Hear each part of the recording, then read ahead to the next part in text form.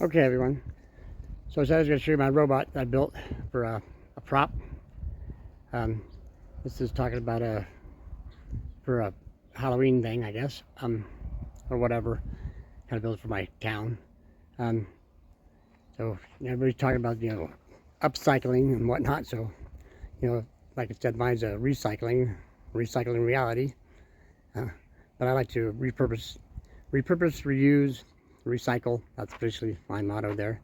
So I built this robot and used all of repurposed parts of cars, a water bottle, a filter system, some other, other things that I've just put vacuum cleaner hoses, torn apart a million vacuum cleaners, wheelchair wheels, belts off a motor, um, a juice bottle, and parts to a air blower, whatever. Like I've said before, you can get on the internet and watch it. There's a dozen different videos of making stuff and whatever, and they're all pretty much the same thing, the way they make them. And if you do that, then you're just making something that everybody else has got down the block. So my idea is just kind of make whatever you can make, and just if you got stuff laying around, and just use what you have. And I've not had no problem with that. I started out with a basic thing and then kind of go from there. So this one actually is going to be inside the thing here, and it's got a washer, a window cleaner motor on there, and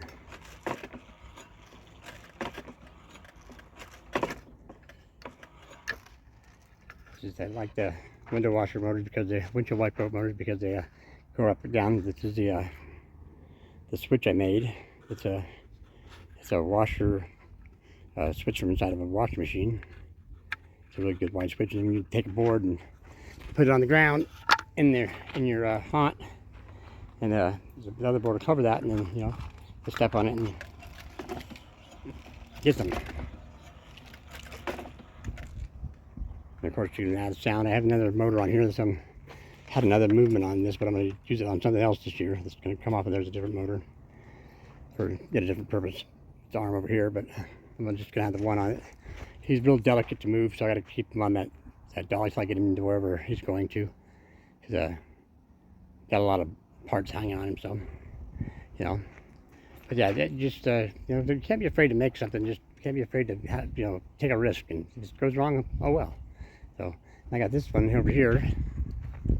This one's I built her a while back, but she's got a little bit of a structure problem. I got to fix her up a little bit, but she, like I said, I have friends, a beautician.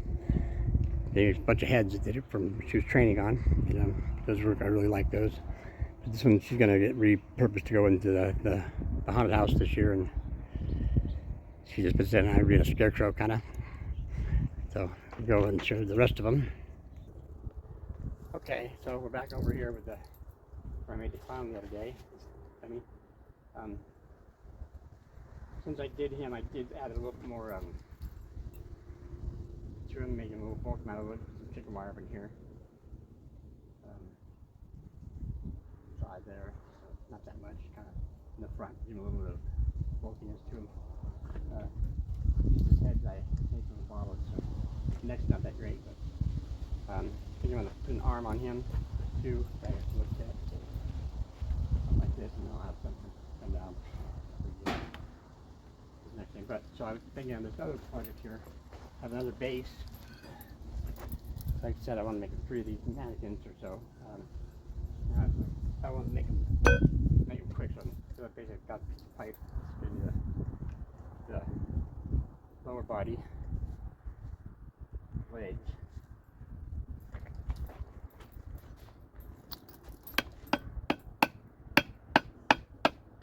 Found a pipe that fit on this stand. Said improvise. Not perfect and not a big deal.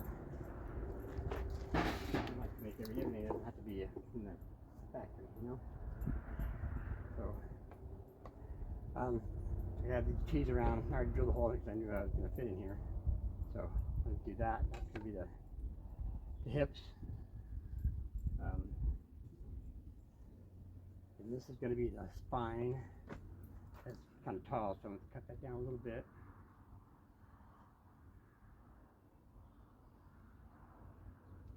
So that's how tall you want your guy to be, you know. Won't be about as tall as this one at least, so like that probably.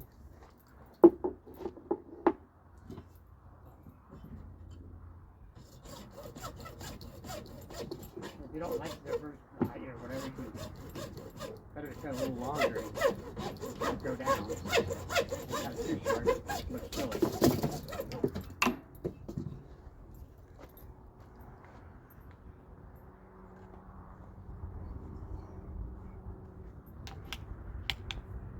Yeah, let's put these with some screw in there, some glue, whatever if I have to. That want the hole. I'm not going to screw it right now because I'm just kind of in the building phase here, see how it's going to look. Another T-type piece. You know, I'm not going to go out and buy no pieces like they're always talking about. I'm going to buy this and buy that. Like buy this, follow around with their instructions and their own stuff.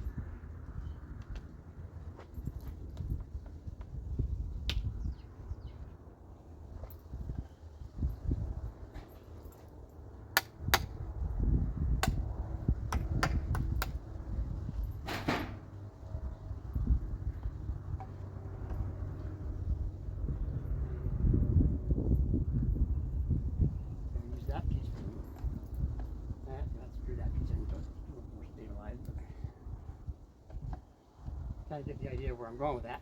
You know?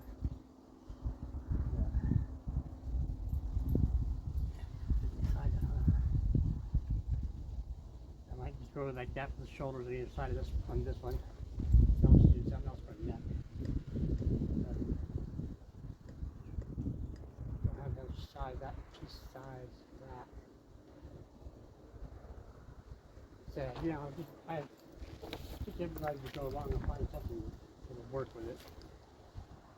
Put the shoulders on it, stuff like that. That one, that just goes over it. Just want to do it like, yeah, cut that off. And screw this piece on it. A little heavy though. Take on the lighter pieces. Your shoulder blade doesn't need to be that much bigger than that, so it's pretty close anyway. Cut it on each side, right there, just get in there. Need plenty of shoulders.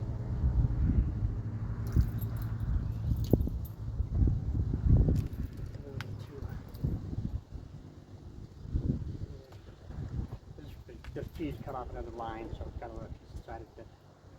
I want to take the side piece that's supposed to go inside of it, but, you know, oh well. Make something else work. I've got the basic start of that one, so I'm going to put a screw in here to stabilize it here. And I'll definitely that screw up here. I'll screw the arm, and then I'll put pants on just like that one, and another clouds type thing that I got for it. And then I'll figure out the head. I have an idea of something I have that's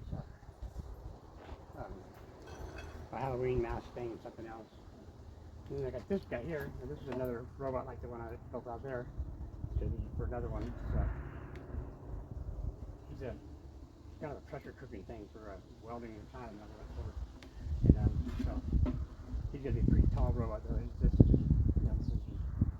lower body right here. You know, put stuff in here and put them up, and he gets up in here size robot. He's taller than my other one out there, and he's gonna be a big kill box, so that's the plan for him. I work on him as go along here. These are a lot more work than the robots are. Make all the detail to them, especially if you're gonna have moving parts and all that. Then these ones are just these are just quickies in the dark type things. I've got another stand here that I'm gonna make another one out of. So I have 3 of these guys. I think they're gonna be clowns probably for like a little circus area in the haunted house. You know. You gotta have killer clowns, right? So, you know, I've never done it before, so now I'm gonna do a couple of them, whatever. What the heck? I can change them into something else later on or whatever. And that's the nice thing about it. They're easy peasy, and there's just nothing to them. And plus, you know, my Halloween thing is kind of it's not just a once a year type deal. I'll kind of explain to you that later how that works. It's more of like a permanent attraction here in low C. And so I'll let you know once through the haunted house or anything. I'll explain how that's all, what that's all about, and see if you think that's interesting or not. It's another hobby I got. So anyway, for right now, that's it. Just wanted to show you that that robot, because I told you I'd show you that, and his function, he's going to be in there. I showed you too at night too. He's got flashing lights in his head and little lights here and there, going, so he's pretty cool. I will show him to you like that when he's all set up where he goes. So till then, thank you. Talk to you later.